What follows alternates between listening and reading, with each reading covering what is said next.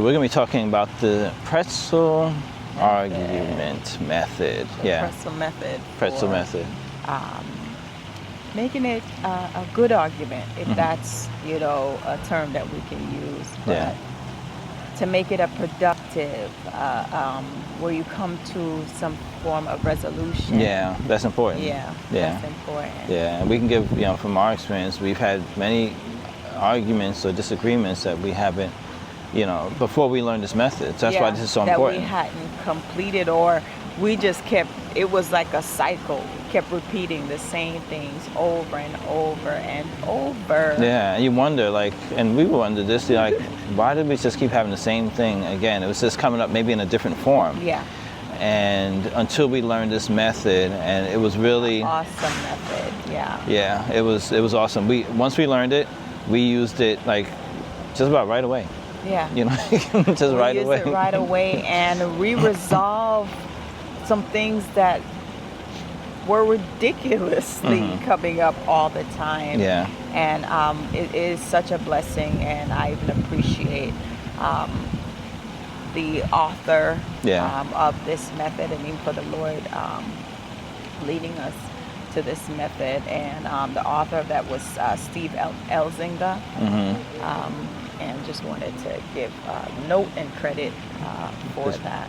Yeah. So the pretzel method is what we're going to be sharing this morning in reference to how to have a productive, healthy. Disagreement, argument. This is part of the marriage coaching course we're doing. Yeah. This chapter covers a couple other things before we get into the pretzel method, about how we can listen and how we different styles. So this is just one portion of this particular chapter about how we are supposed to be connected verbally. Okay. And one important thing I want to bring up that even Mr. Elzinga speaks about is why we get into these conflicts. Why do we get into these cyclical disagreements? It's because for three reasons. First of all, people do not feel understood. And maybe some of you can relate to that, not feeling understood. The next one is people don't feel appreciated. And the final one, sometimes we don't feel loved. Yeah. Even being in marriage, you can not feel loved. You can, there can be especially if you're not feeling understood or appreciated. The love factor of it. So these are things, and we become, after the pretzel method, you become hypersensitive to your partner, mate, to your spouse. Making sure that we are making each other feel understood, appreciated, as well as loved. And we have been avoiding so many disagreements. We haven't really, I can't even think of anything that since then we've really, we've disagreed, but it hadn't come to that place. Yeah, like you said, once we do the pretzel method, it makes us more super aware of paying attention to our partner, our spouse, in that regard. So we look forward to helping you and sharing this method, and helping you in your marriage as well. So I would give one disclaimer: when we do the pretzel method, when you do it, it does take some time. You have to put some time into it. As with marriage, you must put the work in. It takes time. I think it took about an hour and a half or so to do it. Something like that. But I mean, in the big picture, it goes fast.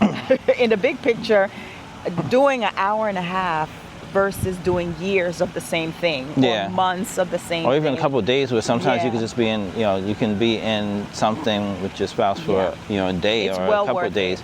Just to invest that hour and a half is well worth it. And for us, we did it that one time, yet it has lasted for months, I would say, at this point, the understanding that we was able to have for each other. Okay, so let's just go right into it really quickly as we want to go through. It's called the pretzel method, and it starts off with the scripture from Ephesians chapter 4, verse 15. It says, "Instead, speak the truth in love." Now, we're reading from the book here by Mr. Steve Elzinga, but you probably never heard this communication term. I'm sure you haven't, because I made it up, or he made it up, when doing the premarital counseling with a couple. He wanted this young couple to be able to ask the other for a certain way of conflict resolution whenever he or she felt a conflict was going nowhere fast. So couples tend to argue about the same things over and over again, just like what you're saying. Yeah, without any progress. Yeah. Yeah, often for years. Yeah. You know, so you may find yourself in that situation, or you know, we certainly have been in that situation. To be honest, you know. So what is the Pretzel methods conflict management? It goes like this. So just it's going to be a way of us having a discussion. You know, after there's been a level of a conflict, of us having a discussion, yet we're both going to be able to be heard, and we're both going to be able to feel like we were understood by the other person. Yeah. Okay? And there's a great deal of love for even taking the time to hear and understand and to show love to your spouse. So it's also, you know, obviously there's two people, a husband and wife in a marriage, and one person is usually going to be the one that's going to be starting off like, you know, they have an issue. I have an issue with you, or you have an issue with me. And that's really the first question. Yeah, and that's where it starts off with, usually in conflict, that one person, you know. So this is where it starts off with, okay, we have to say, and this is the first step of the pretzel method. Let's pretzel method this, you know. Let's pretzel this. let's pretzel this. Yeah, you know, especially if it's something that's an ongoing issue. Let's sit down and pretzel this particular thing. Okay. So in this scenario, I pretend like I'm the one that has a issue with you. All right. So I'm one person. Person A, person B, however you do it. I'm the one with the issue. So I'm going to come to you and say, I have a problem related to you. All right. This is why I'm coming to you, because I have a problem. You know, obviously we wouldn't be laughing when we're doing it, but just because in our you know, explanation right now. But I'm going to come to you and I'm going to express to you that I have a problem with you over something.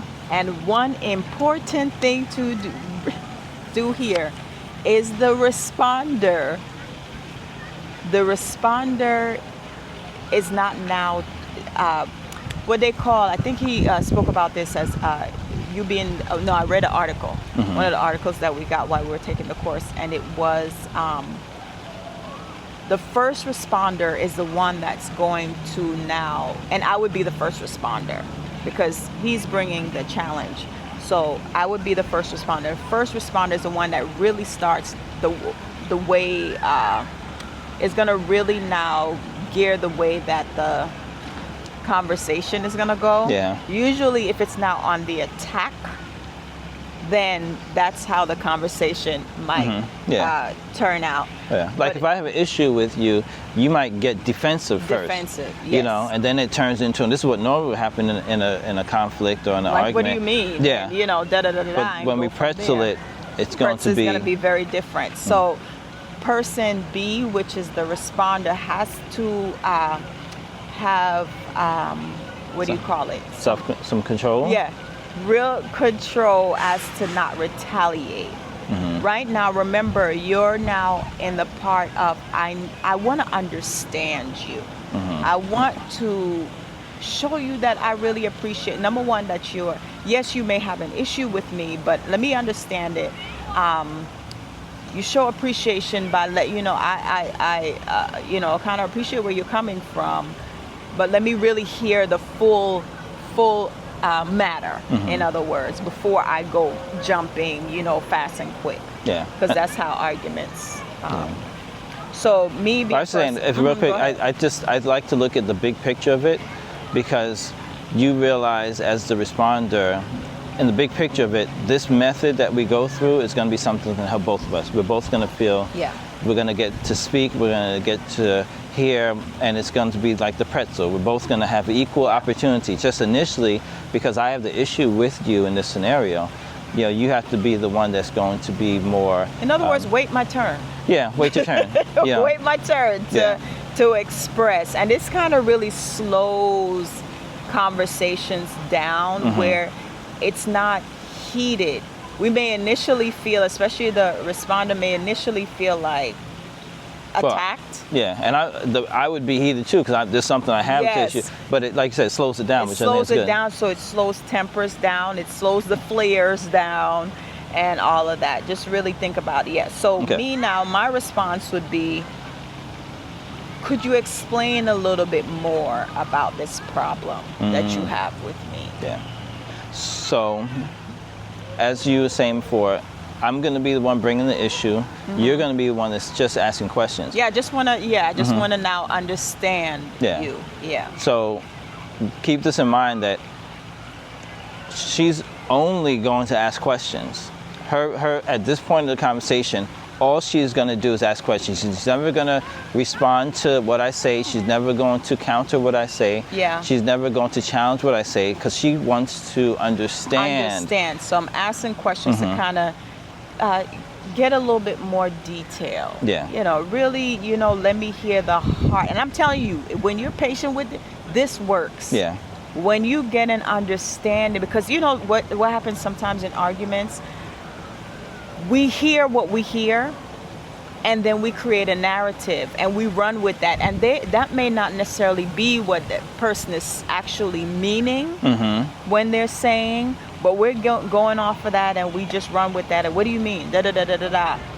But let me hear more what it is. How for you to kind of explain your heart. In other words, what you're. Okay, so that's the first question you ask is could you explain a little bit more about this problem? Okay, and then I would go forth and explain the problem a little bit more for her, and then she would then continue by saying, why is this a problem for you? So she's going with question number 2. Second question. Remember, again, she's not responding. There's no back and forth volleying. It's just I'm speaking. She's asking the questions to get an understanding. Okay, so the second question. Yeah, I want to really, in this second question, is to understand why is it, for them to explain, or for him to explain why is it that my actions or maybe my words or whatever has made him or has bothered him or hurt him in any kind of way. Yeah. Really explain that. Okay. Then my next question would be, how does my part in this make you feel? Can you explain why you feel this way? And it's also making, kind of fine-tune, letting you know a little bit more, like, when you get the questions. Am I really, is this really, has all this time really, did I really need to be upset about this? Yeah. Or really, it's both of us are coming to an understanding. He's more understanding himself. I'm understanding him a little bit more. Yeah, it's fine-tuning how I feel to and get cutting away the unnecessary. Yeah, I like that. I like that part. So, okay. Yeah. So the third question again was, how does my part in this make you feel? Yeah, so this is where I get more specific. Okay, well, this is exactly what you did that made me feel this way, that hurt me, and such, and what. Yeah.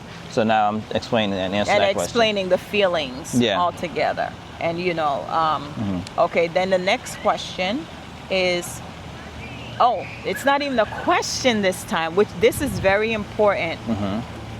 Being able to repeat now what you have said. From what I heard, being able to repeat my understanding. So it says, here's what I now understand from your point of view. Yeah, so you had to be really listening to what I said. Yeah, not from my point of view, but from his point of view. Yeah. Really saying, now I understand you. I understand where you're coming from. And it lets him know that I've, number one, listened to him. I've been really paying attention, with being intentional, that I wanted to really understand him and to hear what he had to say. Yeah. So now you're going to present what you heard in your words from me, as far as what is bothering me, how does your partner play. But then, as you explained it to me, if I feel that there's something that you didn't quite get or that you left out, then we kind of start back again. Yeah, we'll start doing it again. Say, for instance, if I didn't explain it properly as to what he, from his point of view or how he was feeling, I would have to do it again. We go through the questions again. Yeah, because there might have been something that was missed. That was missed, yeah. Or I didn't quite understand. Okay. Yeah. So now we get to the point afterwards that I say, okay, from how you explained it to me, I feel like you have a good understanding of what, what's bothering me. And then you ask another question. The next question, which is a very important question, is, what do you need from me? In other words, what do you need from me at this point in order to, help you? Yeah. So now I guess my point now would be to give my version of what the resolution would be from your standpoint, from my standpoint for you, whatever it is. Yeah. So I would say, okay, now you understand me. This is what I need for you to do to make me feel better, or to make me feel, Right. Yeah. So it's not my solution at this point. It's my solution. It's your solution. That is the understanding, because sometimes we want to fix our spouse with the way that we understand things, and we have to keep in mind we are two still individual. Yes, the Lord has blessed us to become one. He's making the two become one. However, we have our feelings, we have our own feelings, we have our own way of perspectives, our own understanding, and so on. So it's from from his point of view, how I can properly help him or benefit him, or avoid us having this issue, so to say. So avoid you feeling that hurt anymore, or that misunderstand, however. Okay, and so that's the one side, but you want to go? Yeah, but I love this scripture here. It says Proverbs 20:5. It says, counsel in the heart of man is like deep water. So in other words, what's going on in our hearts are deep. They're deep waters, but it says a man of understanding will draw it out. And that's what's happening here. With the questions. And the questions is drawing out. We're drawing it out. Yeah, so there's no misunderstanding. There's no isms, schisms, whatever, and we're coming to understand. You see what is happening here, and I know that will help even in your marriage as well. Yeah. So now we've gotten to the point where I came with the issue, you asked the questions, and you understood. I felt comfortable that you did understand, because if you didn't, then we would have started all over again. Yeah. And then I give you my solution, and then from there we're done. We just go and we're no. There's the other part. My turn. Okay, so now it's the pretzel part where we actually get to switch places. Now I'm going to be the one asking you questions, and you get to speak. And this is where it balances out really nicely, I think. Yeah. And you get to speak, and I have to pay attention. I have to listen. I have to, make sure I'm going to be able to tell you from my understanding. So you're going to get to talk. Yeah. And there's not going to be back and forth, because I don't have to, I'm not responding to your question. And we're still going off of the same challenge. Yeah. It's the same challenge, but my perspective, your opportunity to speak. My opportunity to speak on it. Yeah. Okay. So, Proverbs 18:17 is the scripture. It says, "The first to present his case seems right, till another comes forward and questions him." So I was ready to leave at that first point. And you may seem right. Yeah, because you didn't respond, you didn't come back. But now when I get to and I'm I got to get to the understanding of your side of it, which is so important in marriage, that it's not just one side, and marriage is two. It's about two becoming one. So now if we both get the understanding, then we can become one. All right, so we're switching roles. And the one who brought up the problem is going to be the one that's going to be asking the questions. And you're going to say something like this. Can I tell you my side of this problem? Yes, most certainly. I would love to hear that. All right. You hear how this is going to go? Yeah. So I'm going to ask the question. Okay. So I'm going to ask you to say basically the same questions. So what is the problem? What is the problem for you? Could you tell me more about it? Yeah. And you're gonna respond to me. Yeah. The same way. Same way. Remember, I'm not my way. Yeah. All I'm doing at this point now is asking questions. I am not supposed to respond. We're not going back and forth to volley, because now it's my responsibility to get the understanding of what how you feel in this situation. Why is this a problem for you? How does my part in this make you feel? Can you explain why you feel this way? Right. Okay, so now after asking all these questions, again, now it's going to be almost like a little, it's almost like a, this is the test. Did I do a good job of listening to understand? I'm going to say my part. Here is what I now understand from your point of view. Yeah. So I'm going to have to now tell you from my understanding of you, and be able to accurately, relay that to you. And if you're not satisfied with it, you're going to say, start it all over again. And that's why I love this method. Like I said, it really slows things down and allows us each the opportunity to have a voice and to express ourselves, to get to understand. And we're both getting to the place to form a resolution for this particular challenge. So I'm going to end with that last question you asked me, but what is it that you need from me?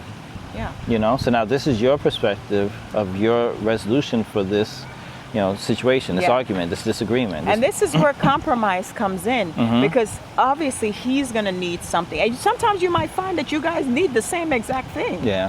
We found that a couple times, we found that out a few times, that we were saying the same thing. It was so tangled up. Maybe that's why it's a pretzel. It was so tangled up that we thought we were saying two different things, but we really wanted the same exact thing. But and then there are instances where he might need something and I may need something, and we're like, okay, good, I can give you that and you can give me, and it really, really works. But the key thing is really listening. Definitely listening to really understanding. And going through this method, being willing to invest the time. So now that we've gotten to the point where you share with me what you need from me, and we've truly heard and listened to each other, and we come to the end, all right? Now that both of you have truly listened to each other and each one feels understood. That's the point. Now you can try to figure out a compromise solution that will meet both of your needs, all right? And that's the end of the pretzel method. After that, then we give a kiss. And we are done. And we want to thank you for watching this pretzel method video. One more thing. Sure. We just want to say that, number one, you'll find that you'll have less conflicts. And you'll even find the pretzel method, you don't have to use it for every single disagreement. No, not at all. No. At all. But it helps every disagreement. It does help every disagreement, but you don't have to sit with it. And you'll find now that, like I said, you'll have less conflict, less disagreements, because now it's almost like you become more tuned in, hypersensitive to the needs of each other. So God bless y'all. All right. On your journey through the pretzel method and the journey forward in your marriage. In your marriage, with being understood, being appreciated, and feeling that love. And you were going to say something. Good. Thank you. Thank you again. Thank you.